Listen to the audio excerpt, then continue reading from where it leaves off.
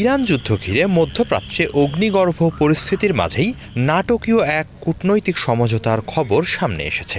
সংশ্লিষ্ট 4টি সূত্রের বরাতে প্রকাশিত এক এক্সক্লুসিভ প্রতিবেদনে রয়টার্স জানিয়েছে, ইরানের জন্য কয়েকশো কোটি ডলারের তহবিল ছাড়তে সম্মত হয়েছে সংযুক্ত আরব আমিরাত। বিনিময়ে ইরান আমিরাতের বিরুদ্ধে ক্ষেপণাস্ত্র ও ড্রোন হামলা থেকে বিরত থাকবে বলে জানা গেছে। ঠিক সেই সময় এমন খবর সামনে এসেছে যখন তেহরান ও ওয়াশিংটনের মধ্যে যুদ্ধবিরতির আলোচনা চূড়ান্ত পর্যায়ে পৌঁছেছে বলে জানা যাচ্ছে। রয়টার্সের প্রতিবেদনে বলা হয়, মার্কিন নিষেধাজ্ঞার কারণে বিশ্বের বিভিন্ন দেশের ব্যাংকে দীর্ঘদিন ধরে ইরানের তেল বিক্রির বিপুল পরিমাণ অর্থ আটকে রয়েছে। কূটনৈতিক সূত্রগুলোর মতে, চলমান আলোচনার অংশ হিসেবে সেই সব অর্থের একটি বড় অংশ ছাড় করার পথও তৈরি হতে পারে। দুটি আঞ্চলিক সূত্রের দাবি, সমঝোতার অংশ হিসেবে সংযুক্ত আরব আমিরাত ইতোমধ্যেই ইরানের জন্য 10 বিলিয়ন অর্থাৎ 1000 কোটি ডলার ছাড়ের বিষয়ে সম্মতি দিয়েছে। এর মধ্যে 3 বিলিয়ন ডলারেরও বেশি অর্থ ইতোমধ্যেই হস্তান্তর করা হয়েছে বলে জানিয়েছে তারা। তবে বিষয়টি এখানেই সীমাবদ্ধ নয়। সমঝোতা সম্পর্কে অবগত আরও দুটি সূত্রের মতে, শেষ পর্যন্ত ছাড়কৃত অর্থের পরিমাণ 20 বিলিয়ন ডলার পর্যন্ত পৌঁছাতে পারে। যদিও এই অর্থ আমিরাতের নিজস্ব তহবিল নাকি তাদের ব্যাংক ও অন্যান্য প্রতিষ্ঠানে আটকে থাকা ইরানেরই অর্থ, সে বিষয়ে নিশ্চিত হতে পারেনি রয়টার্স।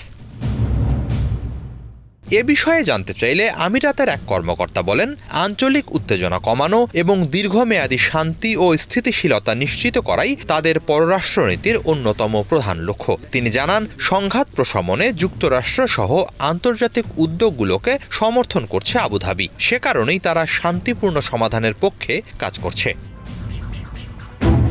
সমঝোতা সম্পর্কে অবগত একটি সূত্র জানিয়েছে, এই ব্যবস্থার মাধ্যমে যুক্তরাষ্ট্র ও ইরান উভয় পক্ষই নিজেদের ঘোষিত রেড লাইন অতিক্রম না করেই উত্তেজনা কমানোর সুযোগ পাচ্ছে। ইরান দাবি করতে পারবে তারা যুদ্ধের ক্ষয়ক্ষতির ক্ষতিপূরণ আদায় করেছে। অন্যদিকে ওয়াশিংটনও বলতে পারবে তারা সরাসরি কোনো অর্থ দেয়নি। একই সঙ্গে আবুধাবি নিজের নিরাপত্তা নিশ্চিত করা, বৈশ্বিক বাণিজ্য কেন্দ্র হিসেবে দুবাইয়ের অবস্থান পুনরুদ্ধার এবং আঞ্চলিক আস্থা পুনর্গঠনের লক্ষ্য পূরণ করতে পারবে।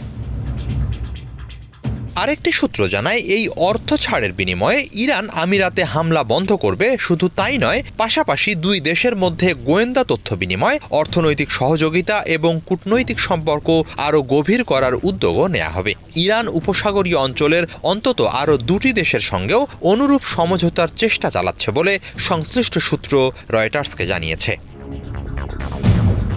নাম প্রকাশে অনিচ্ছুক আরেকটি সূত্রের মতে, তহবিল ছাড়ের বিষয়টি হরমুজ প্রণালীতে নিরাপদ নৌ চলাচলের সঙ্গে সরাসরি সম্পর্কিত। চলমান সংঘাত নিরসনের আলোচনায় এটি অন্যতম গুরুত্বপূর্ণ ইস্যু।